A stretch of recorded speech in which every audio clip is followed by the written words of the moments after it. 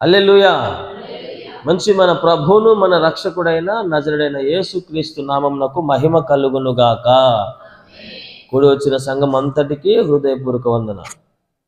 ఆయన గొప్పవాడు, ఆయన కృప, ఆయన కరుణ, ఆయన కటాక్షానికి మితి అనేది లేదు.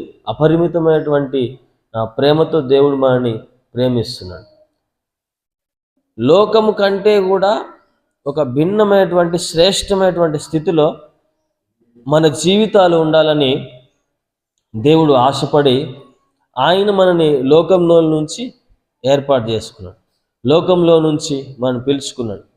మన కులం, మన గోత్రం, మన వర్గం కదా, ఆ పరిస్థితిలో నుంచి దేవుడు మనని ఏర్పాటు చేసుకొని ప్రత్యేకించి పిలుచుకున్నాడు. ఆయన మనని ఏ దృష్టితోటి ఏ రీతిగా ఎందుకొరకు దేవుడు మనని పిలుచుకున్నాడో అది ఆ స్థితిని మన జీవితంలో కలగజేయాలి, లేక మనం ఆ స్థితిని మనం పొందుకోవడానికి దేవుడు ఇష్టపడుతున్నాడు.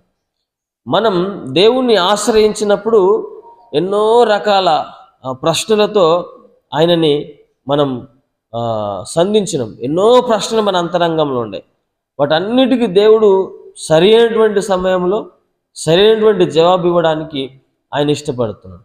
ఉదాహరణకు అనారోగ్య విషయంలో మనం దేవుణ్ణి ప్రశ్నించినవేమో, లేక ఆర్థిక విషయంలో మనం దేవుని ప్రశ్నించినవేమో, లేక కుటుంబంలో సమాధానం విషయంలో మనం దేవుని ప్రశ్నించినవేమో, అది ఏదైనప్పటికీ కానీ దేవుడు సమయానుకూలంగా ప్రతిదీ ఆయన మనకు అనుగ్రహించేవాడుగా ఉన్నాడు. హల్లెలూయా.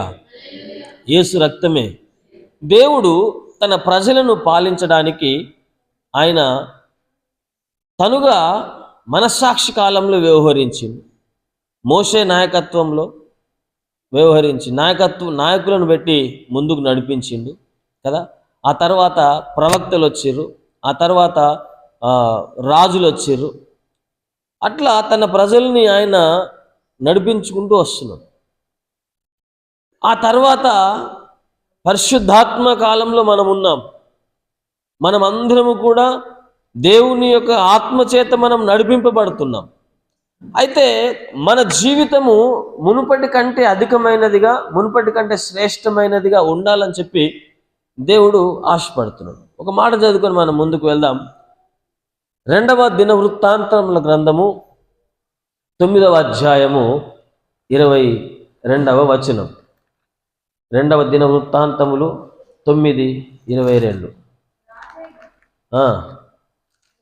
అదే 9:22 చదవండి.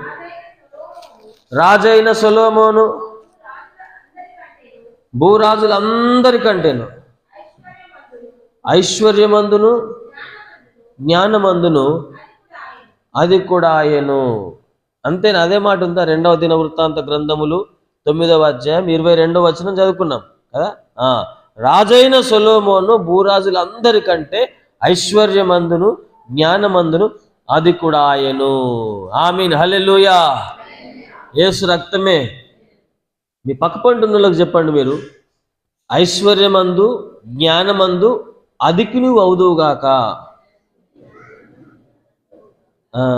ఆమీన్. హల్లెలూయా.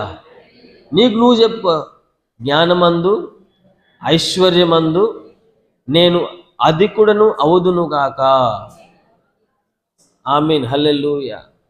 మనిషికి ఈ భూలోకంలో జీవించాలంటే జ్ఞానం ప్రాముఖ్యమైనది. ఇంకా ఇయ్యాల రేపైతే చాలా మనము జ్ఞానవంతులుగా వ్యవహరించాలి. ఐశ్వర్యము చాలా ప్రాముఖ్యమైనది. ఒకవేళ జ్ఞానం ఉండి ఐశ్వర్యం లేకపోయినా, ఐశ్వర్యం ఉండి జ్ఞానం లేకపోయినా అది పనికిరాదు. ఆ ఐశ్వర్యాన్ని ఎలా వెచ్చించాలి, దేనికి ఉపయోగించాలి, ఎలా దాన్ని ఇచ్చేయాలనేటువంటి ఆలోచన మనకు లేకపోతే, ఆ జ్ఞానం మనకు లేకపోతే ఎంత ఐశ్వర్యం ఉన్నా అది నిరర్ధకమే, నిరుపయోగమే. రాజుల సొమ్మట రాక్షసుల పాలు, లేకపోతే రాళ్ల పాలు కదా. రాళ్ల పాలు రాజుల సొమ్ము అంతా. ఆ ఐశ్వర్యము, ఆ జ్ఞానము అధికముగా కలిగి ఉన్నాడట. ఎవరు? రాజైన సొలొమోను అంటాడు అన్నమాట. సొలొమోను, రాజైన సొలొమోను భూరాజులందరికంటేను ఐశ్వర్యము జ్ఞానము జ్ఞానమందు అధికుడు ఆయను. అందరికంటే, భూమి మీద ఉన్న రాజులందరికంటే ఐశ్వర్యంలో, జ్ఞానంలో అధికుడు. అసలు ఆ రాజైనటువంటి సొలొమోనుకు ఆ జ్ఞానము, ఆ ఐశ్వర్యం ఎలా ప్రాప్తించింది? దేవుడు నిన్ను నన్ను జ్ఞానమందును ఐశ్వర్యమందును వృద్ధి చెందాలని, అధికులు కావాలని, నీ తోటి వాళ్ళ కంటే, లేక నీ కుటుంబీకుల కంటే, లేక నీ వర్గస్థుల కంటే, లేక నీ కులస్తుల కంటే, లేక నీ గోత్రకర్తల కంటే కూడా నువ్వు అధికమైనటువంటి స్థితిలో ఉండాలని దేవుడు ఆశపడుతున్నాడు. ఆయనకు ఆకాంక్ష అది. ఆయన రాజైనటువంటి సొలొమోను ఆ భూమి మీద ఉన్న రాజులందరికంటే కూడా ఆయన జ్ఞానమందు ఐశ్వర్యమందు ఏమైపోయినట? అది కూడా ఆయను ఎక్కువగా ఆశీర్వదింపబడ్డాడు. ఆ రాజైనటువంటి సొలొమోనుకు ఆ జ్ఞానము, ఆ ఐశ్వర్యము ఎలా వచ్చింది కదా? ఇప్పుడు ఆయన మనం అనుకున్నాం కదా, దేవా జ్ఞానమందును ఐశ్వర్యమందు నేను అధికుడినవుదును గాక. నిజమే అవుతావు, జ్ఞానంలో ఐశ్వర్యంలో నువ్వు ఎక్కువైపోతావు. ఇప్పుడున్నటువంటి స్థితి రేపటి దినము నుండే, ఇప్పుడున్నటువంటి స్థితి ఈ వాక్యం విన్న తర్వాత నువ్వు ఒక తీర్మానంలోనికి రావడంతో నీ జీవితంలో మార్పులనే వస్తాయి, చేంజెస్ అనేది వస్తుంది. మరి ఎలా అది? రాజైనటువంటి సొలొమోను ఎలా ఆ జ్ఞానాన్ని, ఆ ఐశ్వర్యంలో ఉన్న ప్రజలందరికంటే, లేక భూమి మీద ఉన్న రాజులందరికంటే అధికునిగా మారాడు అని కనుక ఆలోచన చేస్తే, దావీదుకు మరణకాలం సమీపించింది కదా.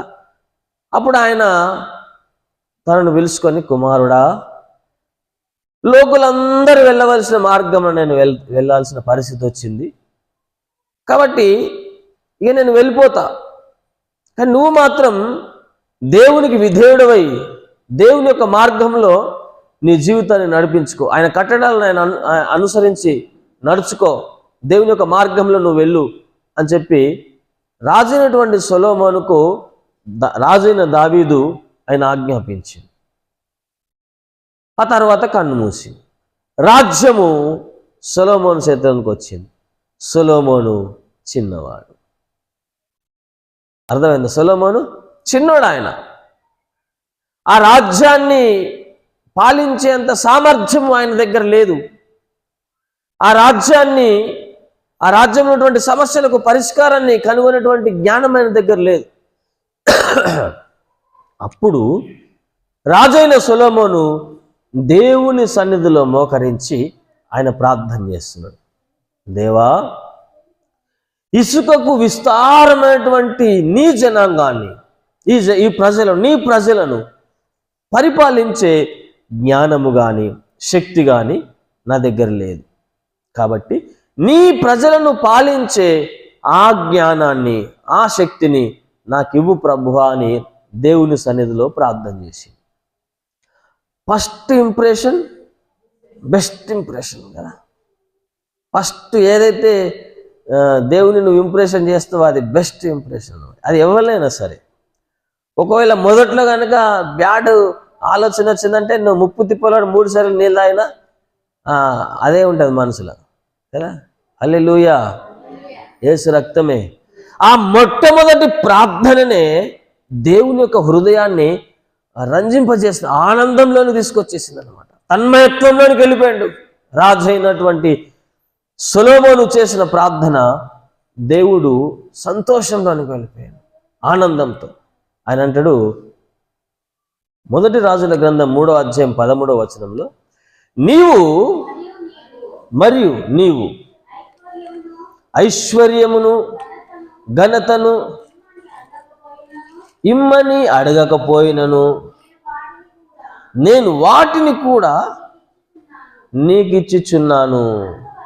అందువలన నీ దినములన్నిటను రాజులలో, హల్లెలూయా, నీవు శత్రువులను అడగలే, రాజ్యాలను అడగలే, ధనాన్ని అడగలే, ఇంకా నువ్వేం అడగలే. నువ్వేమడినో కేవలము నా ప్రజలను పాలించడానికి కావలసిన జ్ఞానం ఇవ్వమన్నావు. నువ్వు అంతే.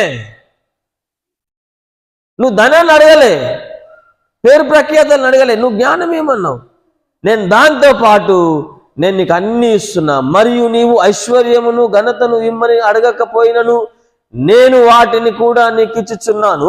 అందువలన నీ దినములన్నింటను రాజులలో నీ వంటి వాడెవడైనను ఉండడు.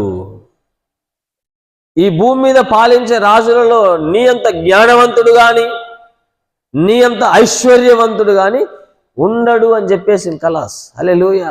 ఆ మొట్టమొదటి ప్రార్థన దేవుని యొక్క హృదయాన్ని కదిలించింది.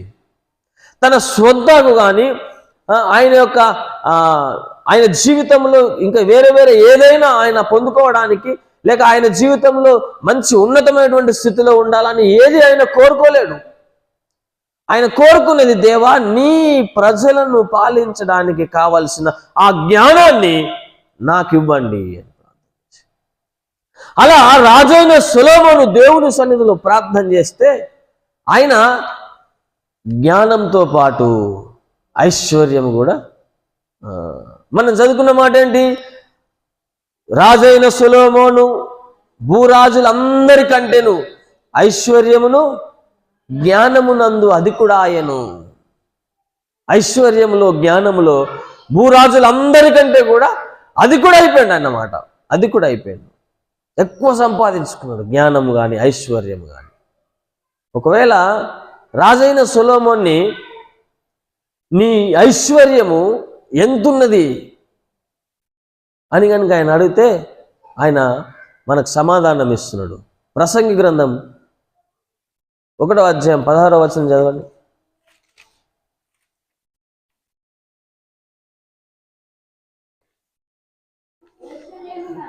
యెరూషలేమునందు నాకు ముందున్న వారందరికంటేను నేను చాలా ఎక్కువగా,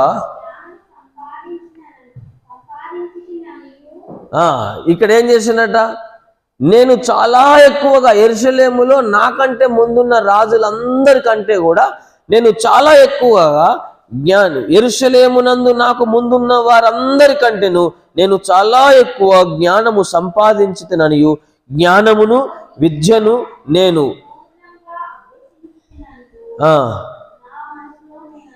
హల్లెలూయా అందరికంటే కూడా ఎక్కువ జ్ఞానం సంపాదించినట కదా, అందరికంటే కూడా ఎక్కువ జ్ఞానం. ఇక్కడ ఇదే అధ్యాయం, ఇదే గ్రంథము 2వ అధ్యాయము 7 నుంచి 9 వచనాల్లో చెప్తాడు ఆయన, పనివారిని పనికత్తెలను సంపాదించుకుంటుని, నా ఇంట పుట్టిన దాసులు నాకుండిరి, యెరూషలేమునందు నాకు ముందున్న వారందరికంటే ఎక్కువగా పశువుల మందలను, గొర్రె మేకల మందలను బహు విస్తారముగా సంపాదించుకొంటిని. నా కొరకు వెండి బంగారములను,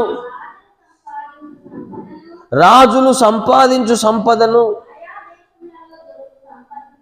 ఆయా దేశములలో దొరుకు సంపత్తును కూర్చుకొంటిని. నేను గాయకులను, గాయకురాన్లను, మనుషులు ఇచ్చయించు సంపదను సంపాదించుకొని బహుమంది ఉపపత్నులను ఉంచుకొంటిని.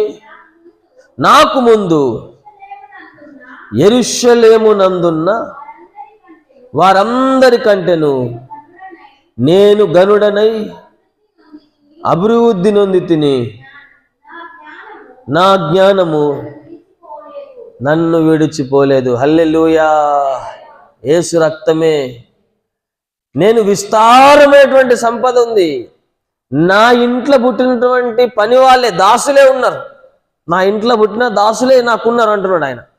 అసలు దాని అర్థం ఏంటి? నా ఇంట్లో పుట్టిన దాసులే నాకున్నారు అనడానికి అర్థం ఏంటిది? వాస్తవంగా ఒక ఇంట్లో ఒక దాసుడు ఒక ఇంట్లో కొద్ది రోజులు పనిచేస్తాడు, జీవితకాలం అంతా పనిచేస్తాడా? ఒకవేళ జీవితకాలం అంతా పనిచేస్తున్నాడు, తన పిల్లలు కూడా అక్కడ పనిచేస్తున్నాడంటే యజమానుడు ఎంత ఉదారమైనటువంటి స్వభావం కలిగినాడు కదా. హల్లెలూయా. ఒకవేళ దాసునిగా కానీ దాసిగా కానీ కొనుక్కుంటే 7వ సంవత్సరంలో వాళ్ళకి విడుదల కలగజేయాలి.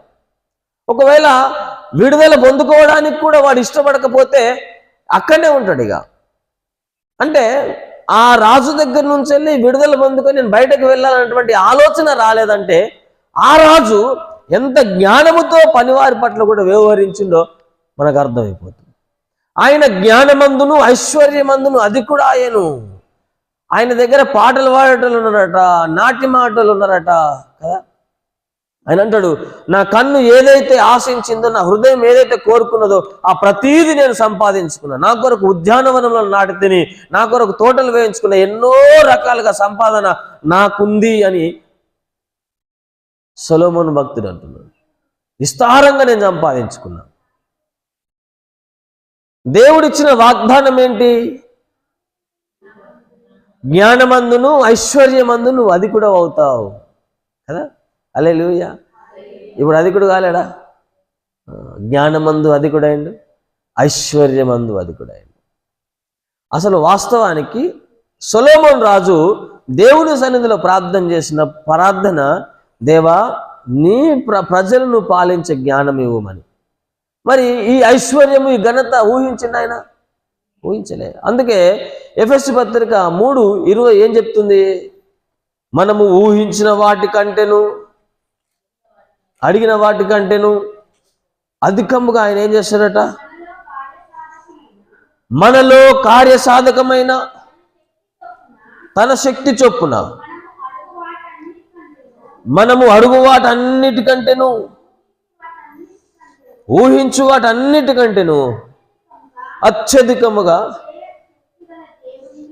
చేయ శక్తి గల దేవునికి క్రీస్తు యేసు మూలముగా సంఘములో తరతరములు సదాకాలము మహిమ కలుగునుగాక.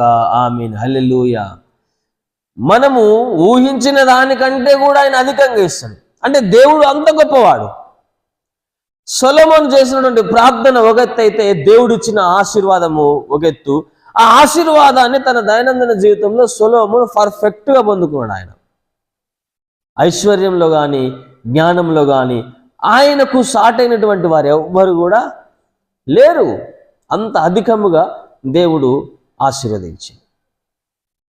ఇప్పుడు మనం సభ ప్రారంభంలో అనుకున్నాం కదా, ఒకరితో ఒకరు చెప్పుకున్నాం కదా, నీవు ఐశ్వర్యమందును జ్ఞానమందును అధికుడవవుదుగాక.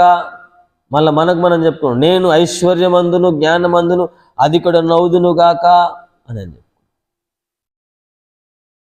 హల్లెలూయా. ఆ ఆశీర్వాదము మనం పొందుకోవాలంటే ఏం చేయాలి? ఆ ఐశ్వర్యము, ఆ ఘనత, ఆ జ్ఞానము రాజైన సొలొమోను పొందుకున్నట్టుగా మనం పొందుకోవాలంటే ఏం చేయాలి? ఎప్పుడు మనము ఆ విధమైనటువంటి స్థితిగతుల్లోనికి మనం వెళ్తాం? హల్లెలూయా. యేసు రక్తమే. ఉదాహరణకు కయీను ఉన్నాడు కదా, ఏబేలు ఉన్నాడు. ఏబేలు పాపం దేవునికి ఇష్టంగా నడుచుకున్నాడు, కయీను కొంచెం కష్టంగా నడుచుకున్నాడు. అప్పుడు కయీనుకు ఏబేలు మీద కోపం వచ్చి చంపేసి ఏం దేనిలో లెక్క ఆయన మౌనంగా ఉన్నాడు.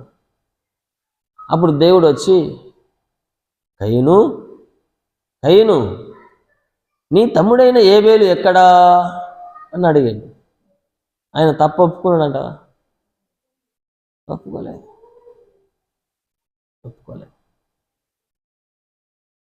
ఏమన్నాడు చెప్పండి? నేనేమన్నా కావాలన్నా? సరే, కయీను సంగతి అటు పక్కకు పెడదాం. అల్లారు ముద్దుగా తన స్వహస్తములతోటి, తన రూపంలో, తన స్వరూపంలో, తన పోలికలు ఆదాముని చేసి కదా. ఆదాముని చేసి, అయ్యో మనోడు కొద్దిగా లోన్లీగా ఫీల్ అవుతున్నాడు, ఒక్కడు ఒంటరిగా ఉన్నాడు, సాటైన సహాయం చేద్దామని చెప్పేసి గాఢ నిద్రం కలుగజేసి అవ్వని తయారు చేసి పక్కటెంకను తీసి ఆ పక్కటెంకకు మాంసం ఆ ప్లేస్లో మాంసాన్ని పూడ్చి అవ్వని తయారు చేసి కదా. ఇద్దరు ఒకరికంటే ఒకరు సాటి కదా. అప్పుడు సాతాను అవ్వను మోసపుచ్చి ఆ తినకూడదు అన్నటువంటి పండును తినిపించి, మరి తినే సపడకున్నదా అవి తీసుకొచ్చి భర్తకి ఇచ్చింది. అటు ఇటు దేవునికి మనసును పడతలేదుగా. ఎప్పుడు వదిన భూమి మీదకి ఎప్పుడు వదిన ఆదాం దగ్గరికి అనుకుంటున్నాడు ఆయన. సాయంకాలం కానైంది, ఆయన రానే వచ్చింది. ఆదామా ఆదామా అని పిలిస్తే ఆదాం ఆడుంటాడు, దాక్కున్నాడు ఆయన. దేవా నువ్వు పిలిచినప్పుడు మేము దిగంబరులమై ఉంటాం కనుక చాటుకున్నాం. అరే నువ్వు దిగంబరు నీకు ఎట్లా తెలిసింది? ఒకవేళ నేను తినకూడదన్న పండు నువ్వు తింటివా అని అంటాడు. అంటే ఆయన ఏమంటాడు? ఒప్పుకుంటాడా? ఒప్పుకోలే. ఇదిగో నీవు నాకు ఇచ్చిన ఈ స్త్రీయే నాకు ఇచ్చింది. ఆయన ఒప్పుకోకపోయా. మరి ఈమె దగ్గరకు వచ్చి ఏ స్త్రీ ఏం సంగతి అని అంటే ఈ స్త్రీ ఒప్పుకుంటుందా? ఇంకా మళ్ళీ ఈ స్త్రీ ఆయ కదా. ఇగో ఆ సర్పము నన్ను మోసపుచ్చింది అంటున్నాడు. అంటే ఒకళ్ళ మీద ఒకళ్ళు నేపాలు మోపుకోవడం తప్ప, అయ్యో నిజమే కదా నువ్వు అద్దన్న నేను తిన్నా అని ఒప్పుకున్నారా? నువ్వు అంటే నువ్వు నన్ను కూర్చుని పెట్టుకొని బుదిరికిచ్చి చెప్పినావు ఇది తిను కానీ ఇది తినకమన్నావు. నేను ఇద్దిన్నా లాస్ట్కి వస్తే మళ్ళీ ఇది కూడా తిన్నా. నిజమే ప్రభు తప్పైందని అన్నాడంటావా?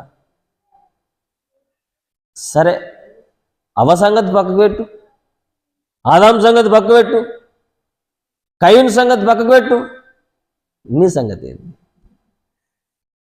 ఒప్పుకుంటావా? ఏదన్నా అయ్యో ముచ్చట ఒప్పుకుంటామంటారా? ఇట్లా ఎందుకు చేసిర్రు? ఇక నేనేం చేయాలా? వాడు అట్లా, లేకపోతే ఎవరి మీదకో నెట్టేస్తాం, ఎక్కడికో నెట్టేస్తాం, ఏదో నెట్టేస్తాం. అంటే అలాంటి పరిస్థితులు, అలాంటి సంఘటనలు, అలాంటిది మన జీవితంలో లేదా? ఎవరి మీద నేరం మోపడానికి వీల్లేదు. మనం ఆల్రెడీ మార్గం తప్పేసినాం అంతే. దాన్ని నిజాయితీగా ఒప్పుకునేటువంటి ధైర్యం ఉండాలి. నిజాయితీగా ఒప్పుకునేటువంటి ధైర్యం ఉండాలి. స్తోత్రం, హల్లెలూయా. యేసు రక్తమే ఆయన అంటారు. చదవండి. ఒకవేళ మనం గనుక రాజైన సొలొమోను యొక్క ఆశీర్వాదము, రాజైనటువంటి సొలొమోను ఆయన జ్ఞానమందును ఐశ్వర్యమందును ఎలా అధికుడు అయిందో, అలాగే మనము జ్ఞానమందు ఐశ్వర్యమందు ఏం కావాలా? అధికులం కావాలా. అది దేవుని యొక్క ఉద్దేశం, దేవుని యొక్క ఆలోచన. ఒకవేళ ప్రత్యక్షతలోని గనుక మనం వస్తే ఆ జ్ఞానము, ఆ ఐశ్వర్యము మనం ఎలా పొందుకుంటాం అని కనుక ఆలోచన చేస్తే, చదువుదాం ఒక మాట. 38వ కీర్తన 18వ వచనం.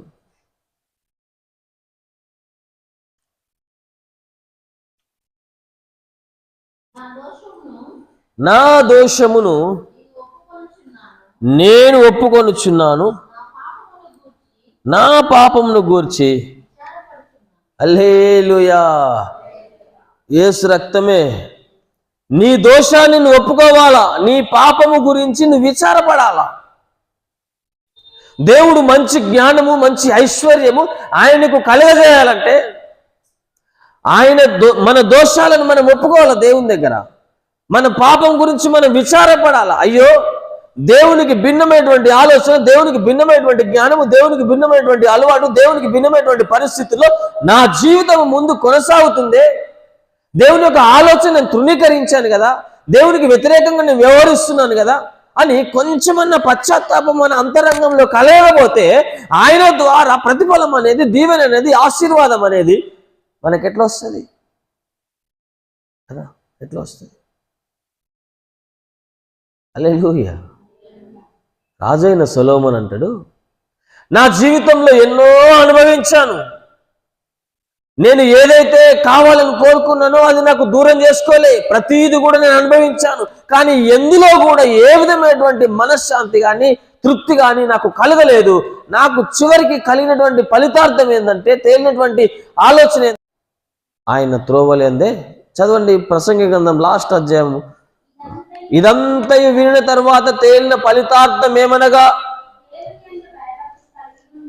దేవుని యందు భయభక్తులు కలిగి ఉండి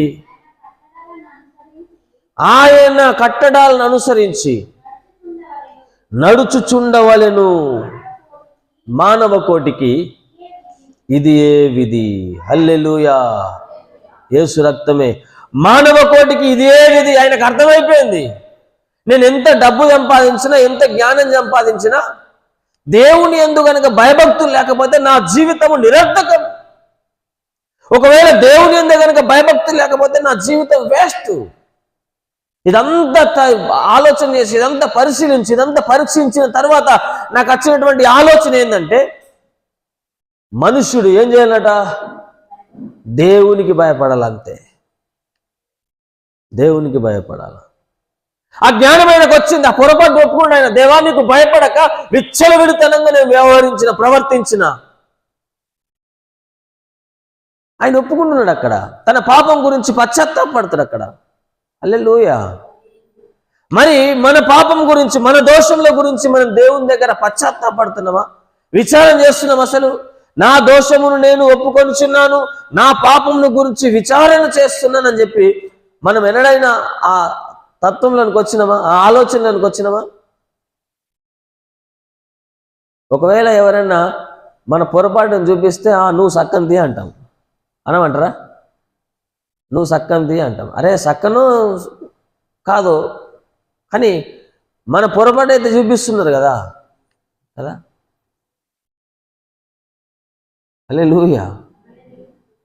సరే సక్కని కాదు, పర్వాలేదు, నేను ఒప్పుకుంటా. రేపు పొద్దుల రెడీ ఉంది, మరి నీకు రెడీయా? శిక్ష నీకు రెడీ? నీకు కావాలనా?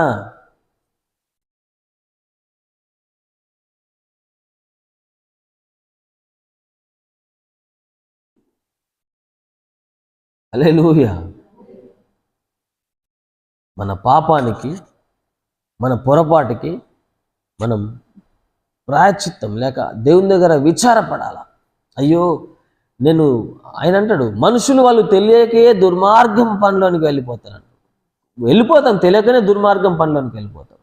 అయితే రియలైజ్ అయ్యి ఆలోచన చేసి మళ్ళా దేవుని యొక్క సన్నిధికి మనం రావాలి. అది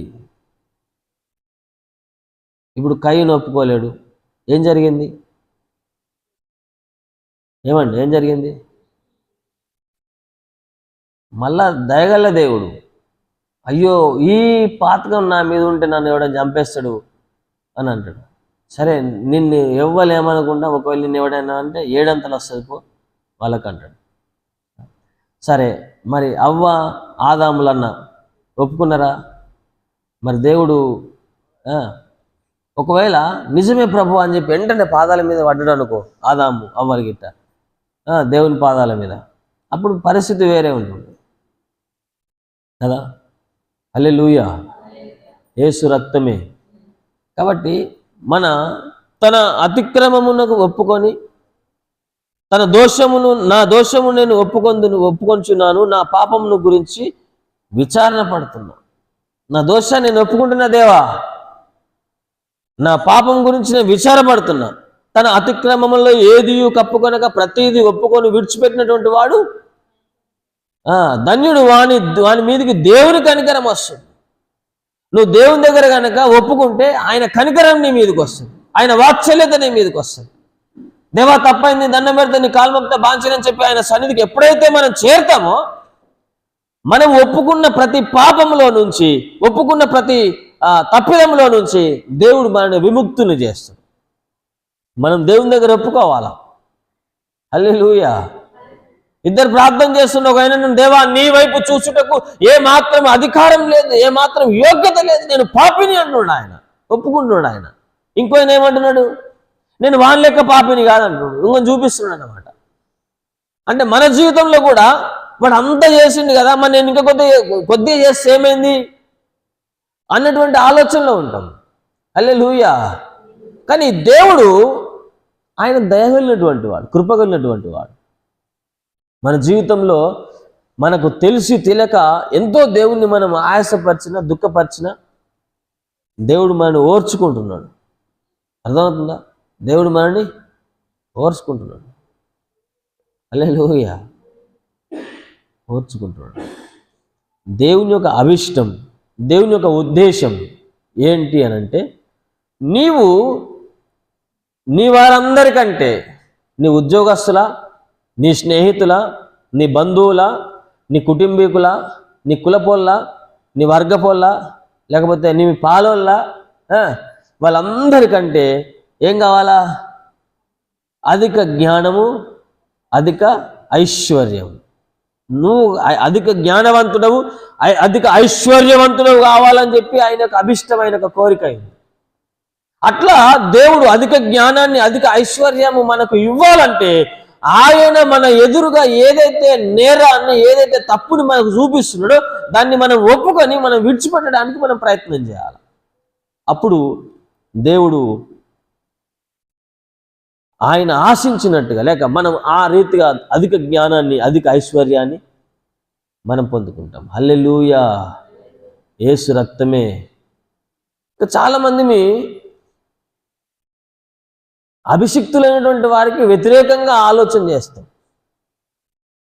దేవుని యొక్క ఏర్పాట్లు ఉన్నటువంటి ప్రజలను, లేక దేవుని యొక్క ఏర్పాట్లు ఉన్నటువంటి భక్తులను వ్యతిరేకమైనటువంటి ఆలోచన చేస్తాం, వ్యతిరేకంగా ఆలోచన చేస్తాం అన్నమాట.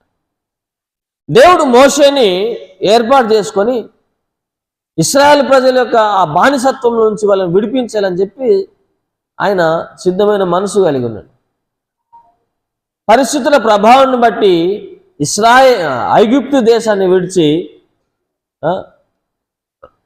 ఆయన ఆ దేశాన్ని విడిచి వెళ్ళిపోయే పరిస్థితి వచ్చింది. అక్కడనే కూషు దేశంలో పెళ్లి చేసుకున్నాడు కదా.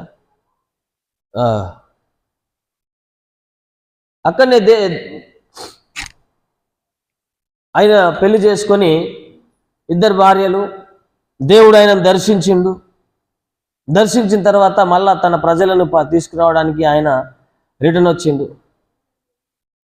వచ్చి తన ప్రజలని ఐగుప్తు యొక్క బానిసత్వం నుంచి బయటకు తీసుకొచ్చి ఆ ప్రజలు ప్రయాణమే వెళ్తున్నప్పుడు ఎవరినైతే వాళ్ళకు తోడుగా, ఎవరినైతే వాళ్ళకు అండగా, ఎవరినైతే వాళ్ళకు మోషేకు సహకారులుగా ఉంచుకున్నారో వాళ్ళే తిరగబడ్డారు అన్నమాట. హల్లెలూయా, యేసు రక్తమే. వాళ్ళే తిరగబడి మోషేని అంటున్నాను అనమాట. చదువు ఒక మాట, సంఖ్యాకాండము 12వ అధ్యాయము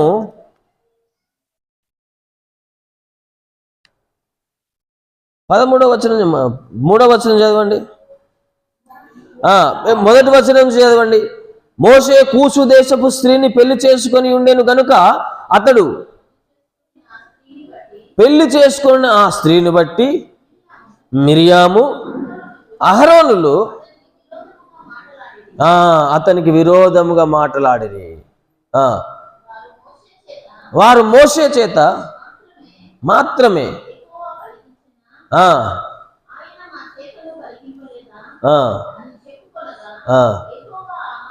హల్లెలూయా, యేసు రక్తమే. ఆ కూషు దేశపు స్త్రీని పెళ్లి చేసుకున్నాడని ఆయనకు వ్యతిరేకంగా మాట్లాడుతుంది. మోషేతోటే మాట్లాడుతున్న దేవుడు, మేము కూడా ప్రవక్తలమే, దేవుడు మాతో కూడా పలికిస్తాడు, మాతో కూడా మేము మాట్లాడతాడు అని చెప్పని మోషేకు వ్యతిరేకంగా మాట్లాడుతున్నాడు. హల్లెలూయా. ఎందుకు? ఏ కారణాన్ని బట్టి? ఆ మోషే కూషు దేశపు స్త్రీని పెళ్లి చేసుకున్న కారణాన్ని బట్టి. ఈ స్త్రీ కూషు దేశపు స్త్రీ, ఇశ్రాయేలు స్త్రీ కాదు, అన్య మతస్థురాలు, లేకపోతే అన్య స్త్రీ. ఆ స్త్రీని చేసుకున్న ఆయనతోనే దేవుడు మాట్లాడుతున్నాడా? మేమైతే ఇశ్రాయేలు ప్రజలం, మాలో మేమే వివాహాలు చేసుకున్నాం, మాకు వేరే వాళ్ళతో సాంగత్యం లేదు, మా దేవుడు మాతో మాట్లాడా అని చెప్పి ప్రశ్నిస్తున్నాను. అప్పుడు దేవుడు ఆ మాట విని ఏమంటున్నాడు చూద్దాం ఒకసారి. 3వ వచనం, యెహోవా ఆ మాట వినెను, మోషే భూమి మీదనున్న వారందరిలో మిక్కిలి సాత్వికుడు. హల్లెలూయా, యేసు రక్తమే. దేవుడు సాక్ష్యం ఇస్తున్నాడు. ఈ భూమి మీద ఎంతమంది అయితే ఉన్నారో ఆ మనుషులందరికంటే కూడా మోషే ఎలాంటి వాడు? మిక్కిలి సాత్వికము కలిగినటువంటి వాడు. ఆ సాత్వికాన్ని దేవుడు చూసిండు కనుక, ఆ సాత్వికాన్ని దేవుడు గమనించాడు కనుక ఆ అధికారాన్ని మోషేకి ఇచ్చింది ఆయన. మోషే ద్వారానే ఇశ్రాయేలు ప్రజలని ఐగుప్తు నుంచి విడిపించి కానానుకు తీసుకుపోవడానికి ఆయన సిద్ధమైన మనస్సు కలిగి ఉన్నాడు ఆయన. హల్లెలూయా. చాలా సందర్భాల్లో అభిషిక్తులైనటువంటి వారిని మనం వ్యతిరేకంగా మాట్లాడడానికి ప్రయత్నం చేస్తాం. నీ దృష్టికి అది వ్యతిరేకమే కావచ్చు, నీ దృష్టికి అది ఆయనను ప్రశ్నించేటువంటి తత్వమే కావచ్చు, లేక నీ దృష్టికి ఆయన చేసింది పొరపాటే కావచ్చు. కానీ దేవుని దృష్టికి ఉందా? ఏమండి, దేవుని దృష్టికి ఉందా? లేదు. దేవునికి మోషేకి ఉన్నటువంటి ఆ సత్సంబంధము, దేవునికి మోషేకి ఉన్నటువంటి ఆ మధ్య ఉన్నటువంటి ఆ బంధము నీకు తెలుస్తుందా, నాకు తెలుస్తుందా? ఎవరు తెలియదు. అర్థమవుతుందా? ఎవరు తెలియదు. చాలా మంది పరిశుద్ధాత్మ పొందుకొని ఆనందంలో తన్మయత్వం చెందుతారు కదా. ఆ పరిశుద్ధాత్మ అభిషేకం పొందుకున్నప్పుడు ఆనందంతో నవ్వడమా, లేకపోతే ఆనంద బాష్ప ఆయన చేసినటువంటి కార్యాలను నెమరు వేస్తూ ధ్యానిస్తూ వాళ్ళు ఏడుస్తూ ఒక మధురానుభూతిలోనికి వెళ్తారు. కొంతమందికి ఆ అనుభూతి ఉంటుంది అంటారా? ఈ వాళ్ళ మోకము వీళ్ళ మోకము ఇట్లా అట్లా చూసుకుంటేనే దినవెల్ల గడుస్తుంది, లేక విశ్వాస జీవితం ఇట్లనే గడుస్తుంది తప్ప ఆ అనుభవాన్ని, ఆ మధురాన్ని ఆస్వాదించినటువంటి ఆసక్తి ఉండదు. ఆ మధురాన్ని లేకపోతే అది ఆస్వాదిస్తున్న వారికే తెలుసు దేవునికి వాళ్ళకి మధ్య ఉన్నటువంటి ఆ సంబంధం. హల్లెలూయా. యేసు రక్తమే. మోషే ఈ భూమి మీద ఉన్న వారందరికంటే కూడా మిక్కిలి సాత్వికమైనటువంటి మనిషి ఆయన. అయితే ఆ సాత్వికంలోనికి మనం రావాలి. దేవుడు సాక్ష్యం ఇచ్చింది కదా. ఆ సాత్వికం మనకున్నదంటారా? సాత్వికం మనకుందా? మిక్కిలి సాత్వికుడు అంటున్నాడు. ఎక్కడిది? చిన్న మాట అంటే కూడా ఆవుతామంటారా? నేను సాత్వికుడను, దీన మనస్సు గలవాడను, కాబట్టి మీ కాడి ఎత్తుకొని నా యొద్ద నేర్చుకొనుడి. మీ యొద్ద నా దగ్గర నేర్చుకోండి అంటున్నాడు యేసు ప్రభు. ఆయన దగ్గర ఏం నేర్చుకుంటున్నాం మరి మనం? మన విశ్వాస జీవితంలో గ్రోత్ ఉందా? ఏమండి, మన భక్తి జీవితంలో వృద్ధి ఉందా? దేనిలో మనం వృద్ధి చెందుతున్నాం? ఒకటైతే జరుగుతుంది, సీనియారిటీ పెరుగుతుంది, కానీ సిన్సియారిటీ మాత్రం పెరుగుతలేదు. సీనియారిటీ ఇప్పుడు రేపైతే 3 రోజుల క్రైస్తవులు, ఎల్లుండైతే 4 రోజుల క్రైస్తవులు కదా, ఏడాదైనాక ఏడాది క్రైస్తవులు, అంతేగా. సీనియారిటీ పెరుగుతుంది, కానీ సిన్సియారిటీ ఏం జరుగుతుంది అనేది అర్థమైతలేదు. ఆయన భూమి మీద ఉన్న వారందరికంటే మిక్కిలి సాత్వికుడు అంటున్నాడు. సాత్వికుడు. దేవుడు ఎందుకు ఆ సాత్వికతను మనం కలిగి ఉండాలని చెప్పి ఆశపడుతున్నాడు? సాత్వికులు ధన్యులు, ఈ భూలోకాన్ని వాళ్ళు స్వతంత్రించుకుంటారట. అర్థమవుతుందా? స్తోత్రం చెప్పామా? సాత్వికులు ధన్యులు, వారు ఈ భూలోకాన్ని స్వతంత్రించుకుంటారు. ఆయన మిక్కిలి సాత్వికుడు. దేవుడు నిన్ను నన్ను ఆ సాత్వికంలోనికి ఎందుకు రమ్మంటున్నాడు అనంటే, అందరికంటే ఐశ్వర్యము జ్ఞానం మనం పొందుకోవాలి. అది దేవుని యొక్క ఆశ. అందరికంటే ఎక్కువ ఐశ్వర్యాన్ని, అందరికంటే ఎక్కువ జ్ఞానాన్ని మనం పొందుకోవాలని చెప్పి ఆయన ఇష్టపడుతున్నాడు. కాబట్టి ఆ ఐశ్వర్యము, ఆ జ్ఞానం పొందుకోవడంలో మొట్టమొదటిగా మనం కలిగి ఉండాల్సింది ఏంటిది? మన దోషాలు ఒప్పుకోవాలా, మన పాపం గురించి విచారపడాలా కదా. అయ్యో తెలియక పొరపాటు చేస్తుంది. ఎప్పుడైనా సరే, ఫర్ ఎగ్జాంపుల్, అకారణంగా ఒక వ్యక్తితో గొడవ పెట్టుకొని అది నీ తప్పని నీ అంతరాత్మ గద్దించినప్పుడు పోయి తప్పైంది క్షమించనని అడిగినావా? అయ్యో ముచ్చట చెప్తున్నా, సారీ నేను అకారణంగా నేను అన్నా. అక్కడ మన ఈగో అట్టయితుంది, ఒప్పుకొని అది ఈగో. హల్లెలూయా. ఏదో అనుకోకుండా అలా జరిగిపోయింది. హల్లెలూయా. యేసు రక్తమే. రెండవది ఏంటి?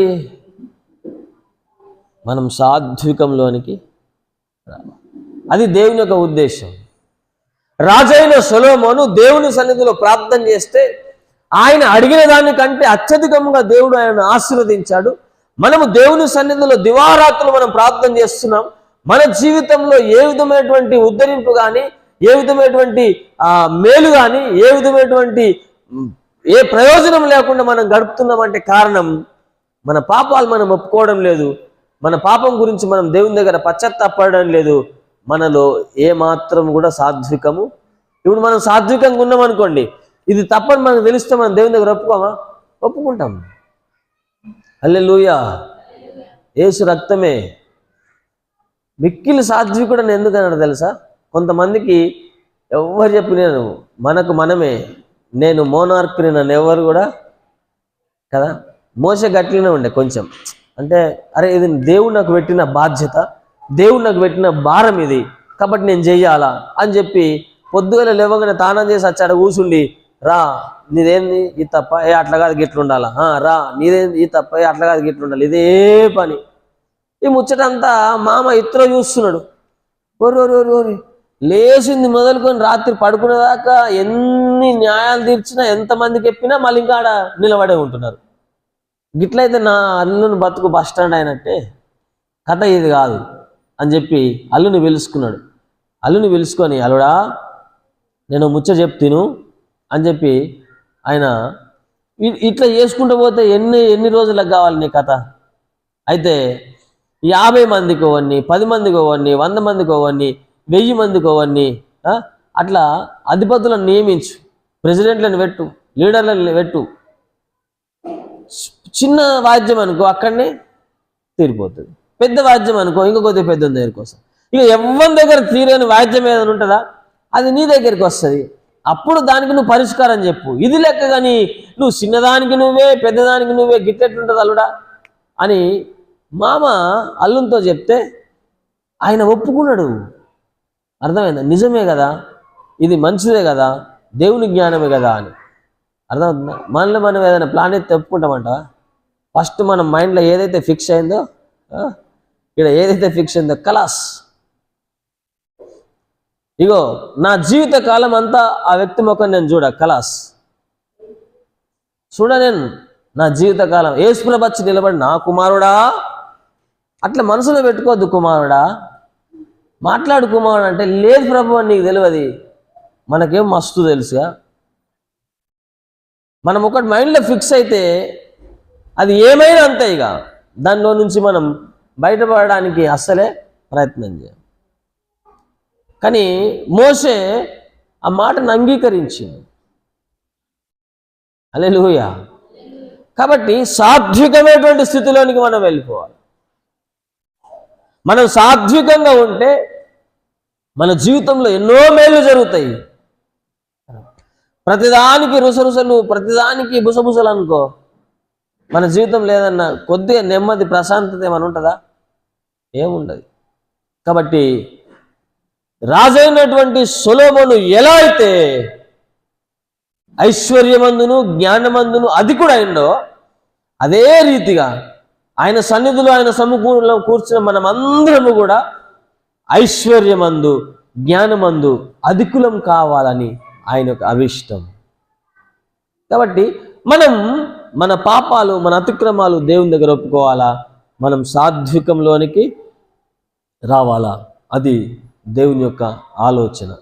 అలా ఎప్పుడైతే మన మనస్సుని దేవుని వైపు మనం తిప్పుతామో, దేవుడు ఇప్పుడు నీ స్థితి కొద్దిగా ఉంది, ఇప్పుడు నువ్వు కొద్దిగా కొంచెంగా ఆశీర్వదింపబడుతున్నావు, కానీ తుదకు ఏమేమి జరుగుతుందట? మహాభివృద్ధి. అభివృద్ధి కాదు, మహాభివృద్ధి చెందుతావు అని ఆయన వాక్యం స్పష్టం చేస్తుంది. హల్లెలూయా. యేసు రక్తమే. కాబట్టి ఆ మహాభివృద్ధిలోనికి మన స్నేహితులు, మన బంధువులు, మన ఇరుగు పొరుగు, మన కులస్తులు, మన తోటి వారందరికంటే కూడా ఐశ్వర్యమందును జ్ఞానమందును ఏం కావాలా? అధికులం కావాలా. అది దేవుని కోరిక. హల్లెలూయా. ఆయన కోరిక నీ జీవితాన్ని ఒక శ్రేష్టమైనటువంటి స్థితిలో నిలబెడుతుంది. ఆయన కోరిక నీ జీవితాన్ని ఒక శ్రేష్టమైనటువంటి జ్ఞానవంతునిగా చేయడానికి దోహదపడుతుంది. హల్లెలూయా. యేసు రక్తమే దానికి కావాల్సింది. మన పొరపాట్లు మనం ఒప్పుకోవాలా, మన పాపం గురించి మనం విచారపడాలా. మనం విచారపడుతున్నామంటే ఆ పొరపాట్లు కానీ, ఆ అతిక్రమం కానీ, ఆ పాపం కానీ మరలా మన జీవితంలో మనం చేయకుండా ఆయన స్థితిలో లేక ఆయన మార్గంలో మనం వర్ధిల్లాలన్నది ఆయనకు అభిష్టం. ఆ రీతి మనం దీవింపబడదుముగాక. మోకరించి ప్రార్థన చేసుకుందాం. ఒకసారి మనల్ని మనం ఆలోచన చేద్దాం, పరిశీలన చేసుకుందాం, పరీక్షించుకుందాం. ప్రభు సన్నిధిలో ఆయన సముఖములో దేవాతి దేవుడు ఆయన వాక్యం స్పష్టం చేస్తుంది. రాజైన సొలొమోను భూరాజులందరికంటేను ఐశ్వర్యమందును జ్ఞానమందును అది కూడా ఆయను. ఈ భూరాజులందరికంటే ఐశ్వర్యమందు జ్ఞానమందు అది కూడా ఆయను అంటున్నాడు. ఇదే సహోదరుడా, ఒకసారి ఆలోచన చేద్దామా. ఆయన నిశ్చయముగా మనం దీవించడానికే, ఆయన నిశ్చయంగా మనల్ని ఆశీర్వదించడానికే ఆయన సిద్ధమైనటువంటి మనస్సు కలిగి ఉన్నాడు. స్తోత్రం. హల్లెలూయా.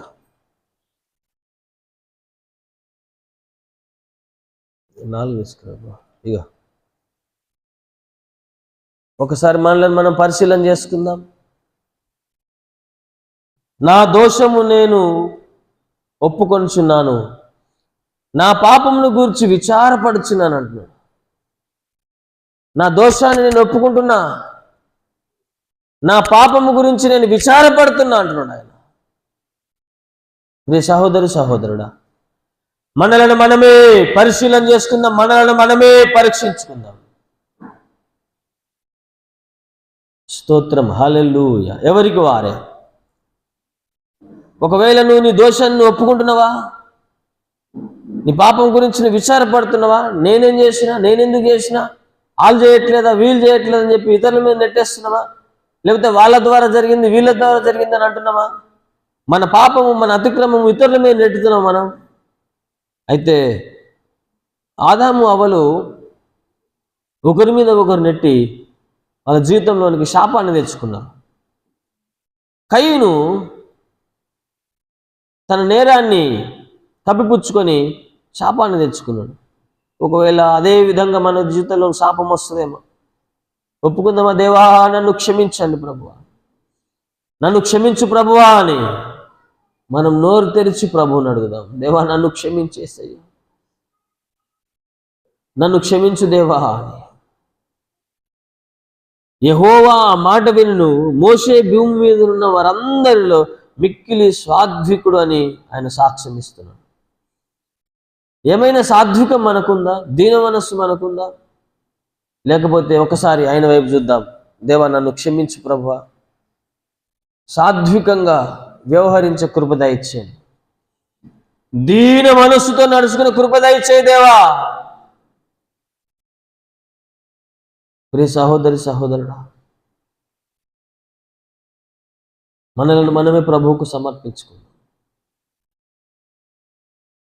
మాట్లాడే దేవా నా యేసయ్యా, మాట్లాడే దేవా నా యేసయ్యా, మాట తప్పవు నీవు మారని వాడవయా, మాట తప్పవు నీవు మారని వాడవయా, మాట్లాడే దేవా నా యేసయ్యా. నీ మాటలో జీవమున్నది, అది ఏ నన్నిలలో బ్రతికించుచున్నది. నీ మాటలో జీవమున్నది, అది ఏ నన్నిలలో బ్రతికించుచున్నది. మాటతోనే మృతుల లేపినావా, మరణముళ్ళు విరచినవో దేవా. మాటతోనే మృతుల లేపినావా, మరణముళ్ళు విరచినవో దేవా. మాట్లాడే దేవా నా యేసయ్యా. ఆయన నిశ్చయంగా మనతో మాట్లాడింది. ఆయన మాట నీ హృదయాన్ని తెప్పరిల్ల చేస్తుంది, లేక ఆయన మాట నీలో ఉన్న లోపాన్ని ఎత్తి చూపిస్తున్నది. నన్ను క్షమించు ప్రభువా అని మనస్ఫూర్తిగా మనం ఆయన వైపు తిరుగుదాం. పరిశుద్ధుడు అయిన మా దేవా, నీకు స్తోత్రం, స్తుతి, మహిమ, ఘనత, ప్రభావాలు ఆరోపిస్తున్నాం. నీ సన్నిధిలో, నీ సముఖములో మా ప్రభా ఈ పరిశుద్ధ దినాన్ని పవిత్రంగా ఆచరించుటకు జ్ఞాపకం ఉంచుకొని సమకూర్చబడ్డటువంటి నీ ప్రియులను మీరు దర్శించినందుకు, వారితో మాట్లాడినందుకు మీకు కృతజ్ఞతాస్తుతులు, వందనాలు చెల్లిస్తున్నాం. కృప పాలించండి. ఎవరిను వాక్యము నా తండ్రి నిరర్ధకముగా పెడచెవిన పెట్టకుండా హృదయం అనే పలక మీద రాసుకొని మా ప్రభువనైనా ఇదిగో దోషములన్నీ ఒప్పుకొనుటకును, పాపముల గురించి విచారపడడానికి సాత్వికమైనటువంటి మనస్సు కలిగి జీవించుట కృప చూపించండి. మీ సమాధానమైనటువంటి స్థితిని అనుగ్రహించి